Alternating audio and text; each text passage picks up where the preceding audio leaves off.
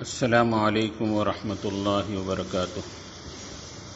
نحمدہ ونصلی علی رسولہ الکریم، اما بعد، فاعوذ باللہ من الشیطان الرجیم، بسم اللہ الرحمن الرحیم۔ انا انزلناہ فی لیلۃ القدر، صدق اللہ العظیم۔ میرے محترم بزرگوں، عزیز دوستوں اور بھائیوں، رمضان کا مبارک مہینہ رحمتوں اور برکتوں کے ساتھ ہمارے سامنے آیا اور آدھے سے زیادہ مہینہ ہمارے سے گزر گیا۔ اب آدھے سے کم مہینہ کچھ مخصوص ایام ہمارے سامنے باقی ہیں۔ رمضان کی یہ آخر عشرہ ہمارے سامنے ہے۔ یہ آخر عشرے کی احادیث کے اندر بہت ساری فضیلتیں ہیں۔ ایک حدیث میں ہے، حضرت عائشہ صدیقہ رضی اللہ تعالی عنہ فرماتی ہیں، رسول اللہ صلی اللہ علیہ وسلم رمضان کے آخر عشرے میں عبادت میں وہ مجاہدہ کرتے اور مشقت اٹھاتے تھے جو دوسرے دنوں میں نہیں کرتے۔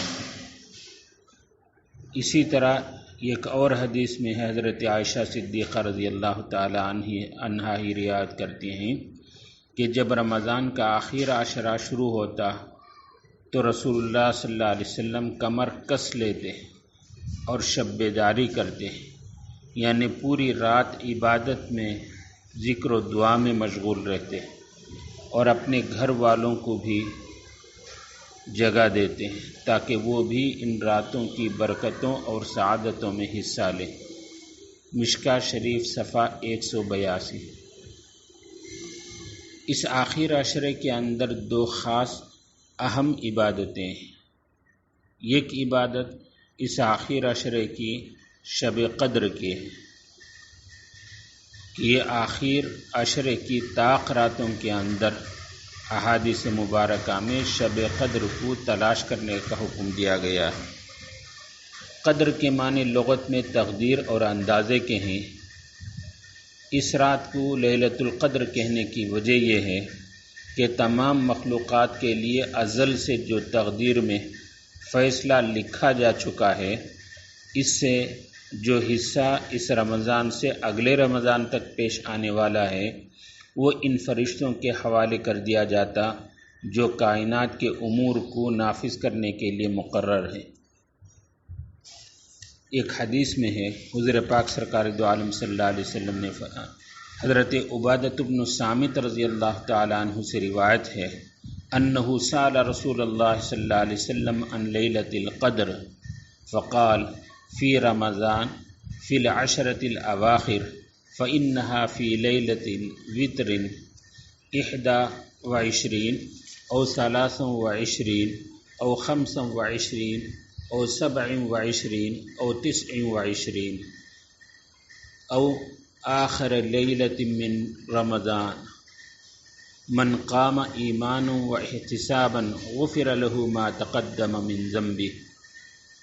فرمایا حضور پاک سرکار دو عالم صلی اللہ علیہ وسلم نے کہ شب قدر کو رمضان کے آخر عشرے کی طاق راتوں یعنی 21، 23، 25، 27 یا 29 رمضان میں یا رمضان کے آخر رات میں تلاش کرو۔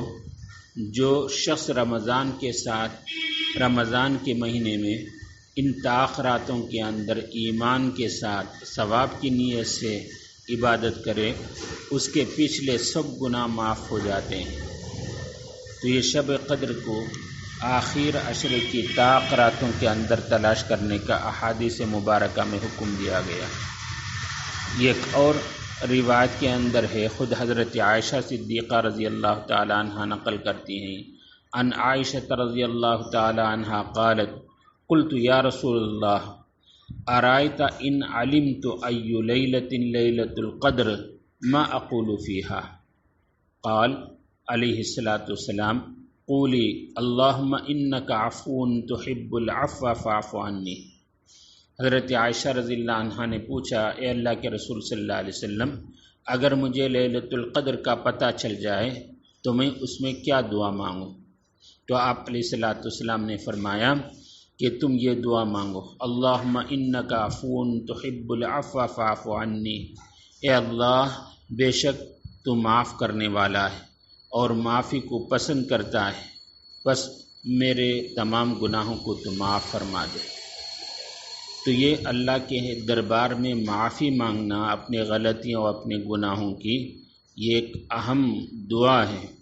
اگر اللہ تعالی ہماری مغفرت فرما دے، معاف فرما دے، تو اللہ تبارک و تعالیٰ کے رحمت کے خزانے میں اللہ کے رحمت کو لینے کا یہ ذریعہ بنے گا، اللہ کے قرب کا یہ ذریعہ بنے گا، اللہ کی نعمتوں کے حاصل کرنے کا یہ ذریعہ بنے گا، اور اس کے لیے آپ علیہ الصلوۃ والسلام نے معافی کی تعلیم دی، معافی کو سکھایا ہے۔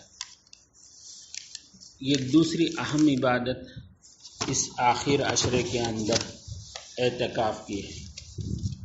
اعتکاف کا مقصد اللہ کی رضا کو حاصل کرنے کے لیے، اللہ کے تقرب کو حاصل کرنے کے لیے ایک بندہ اپنے آپ کو مسجد کے اندر یا بندی، اللہ کے بندی ایک مخصوص جگہ میں اپنے آپ کو 10 دن اس نیت سے رہتی ہے کہ اللہ تبارک و تعالیٰ جب تک مجھے معاف نہیں کرے گا میں گویا اس جگہ سے نہیں ہٹوں گی، میں اس جگہ سے نہیں ہٹوں گا۔ تو یہ اعتکاف ایک تو گناہوں سے بچنے کا ذریعہ ہوتا ہے، اور دوسرے نیک اعمال کے کرنے کا ایک ذریعہ اور سبب ہوتا ہے۔ حضور پاک سرکار دو عالم صلی اللہ علیہ وسلم آخر عشرے کے 10 دنوں کا اعتکاف کیا کرتے تھے۔ ایک حدیث میں آپ علیہ الصلوۃ والسلام نے فرمایا، جو شخص رمضان کے آخر 10 دنوں کا اعتکاف کرے اس کو 2 حج اور عمرے کا ثواب دیا جائے گا۔ الترغیب و ترہیب کے اندر یہ حدیث موجود ہے۔ تو آپ علیہ الصلوۃ والسلام آخر عشرے کے اعتکاف کا خاص اہتمام کیا کرتے تھے۔ تو گویا یہ اعتکاف کی وجہ سے بندے کے اندر عبادت میں شوق اور عبادت کا ایک تسلسل رہتا ہے۔ اگر معتکف مسجد میں خالی بیٹھا رہے یا لیٹا بھی رہے تو اس کو اس پر بھی ثواب ملتا رہتا ہے۔ جس کی معتکف مسجد کے اندر رہا تو اس کا وقت بیکار ضائع نہیں ہوتا، گناہوں سے حفاظت رہتی ہے، بلکہ ایک حدیث میں فرمایا معتکف کو ان تمام نیک کاموں کا ثواب ملتا رہتا ہے جس کو وہ اعتکاف کی وجہ سے انجام نہیں دے پاتا۔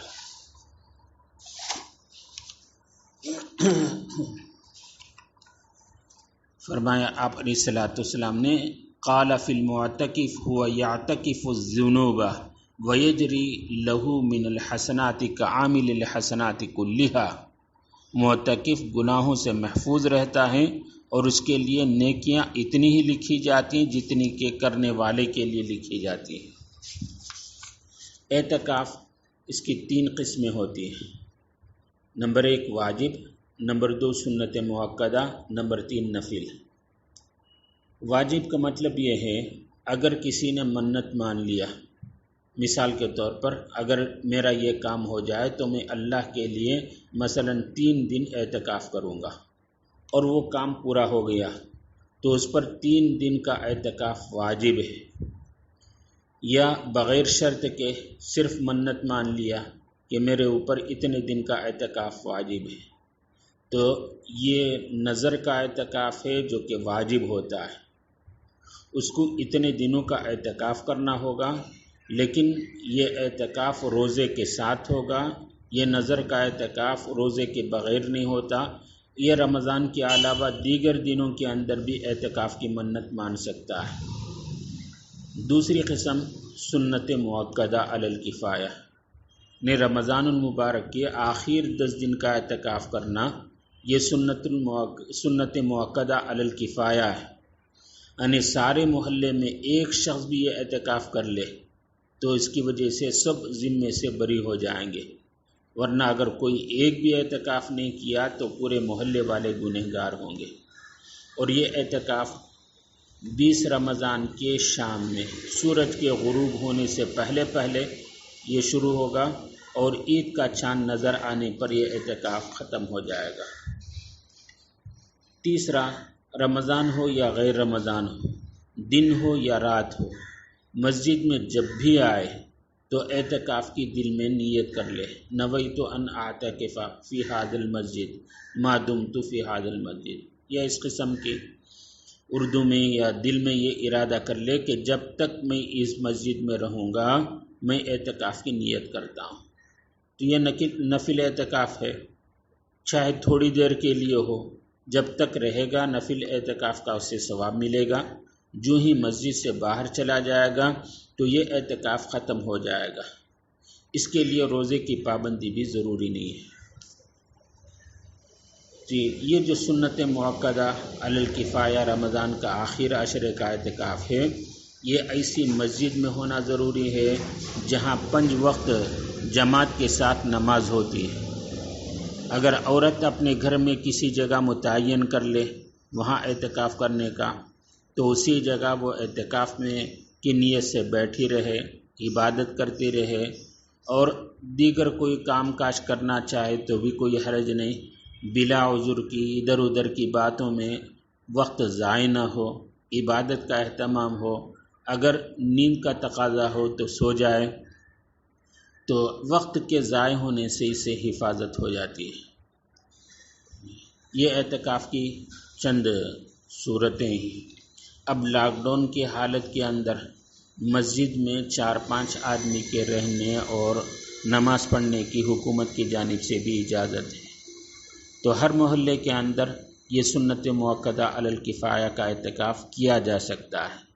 1-2 احباب محلے کے یا 4-5 مسجد کے اندر اعتکاف کی نیت سے، سنت مؤکدہ کے اعتکاف کی نیت سے، یہ 20 رمضان کے آخر میں سورج غروب ہونے سے پہلے مسجد کو آ جائیں اور عید کا چاند دیکھنے تک رہیں، تو یہ سنت مؤکدہ ہے۔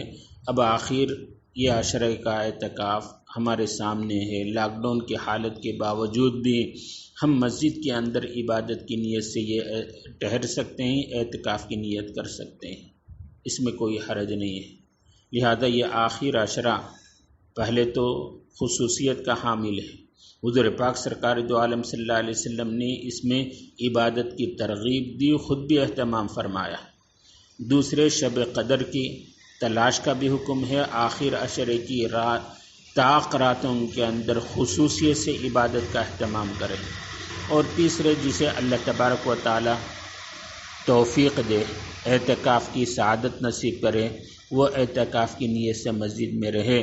بہرحال یہ رمضان کی کچھ ایام رہ گئے، ان ایام کی ہم قدر کریں تو انشاءاللہ یہ رمضان کے برکتوں، رحمتوں اور اللہ تبارک و تعالیٰ کے خیر و برکات کے حاصل ہونے کا ہمارے لیے ذریعہ ہو سکتا ہے۔ اللہ تبارک و تعالیٰ ہمیں وقت کو ضائع کرنے اور رمضان کے نعمتوں اور رحمتوں سے محروم ہونے سے بچائے، زیادہ سے زیادہ ان رحمتوں کو حاصل کرنے کی توفیق ارزانی سے نوازیں۔